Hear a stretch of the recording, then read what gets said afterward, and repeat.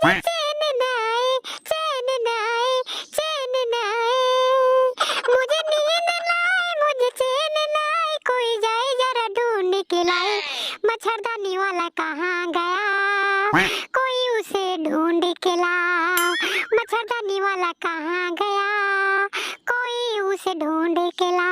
और अभी तो रुको, क्लाइमैक्स अभी बाकी। अरे टमाटर, अभी मच्छरदानी वाला इतना जोर जोर से चिल्ला रहा था, मच्छरदानी ले लो मच्छरदानी, मच्छरदानी ले लो मच्छरदानी। उस समय तुम बहरी थी का?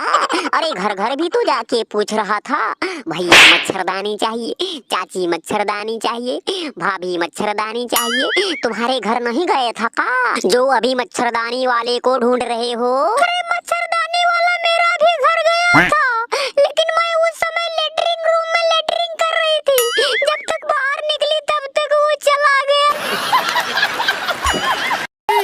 टमाटर मैडम, तुम टेंशन ना ले, थोड़ी ही देर में कोई दूसरा मच्छरदानी वाला आ जाएगा, फिर तुम मच्छरदानी ले लेना और आराम से चैन की नींद सोना। अरे हलकट हरामी कटहल, मेरे घर में 4-4 5-5 मच्छरदानी है, मुझे मच्छरदानी नहीं लेना, समझे? मुझे ये जो मच्छरदानी वाला गया ना, इनसे प्यार है प्यार, इसके बिना मुझे नींद न आए, नींद न आए, नींद न आए, मुझे चैन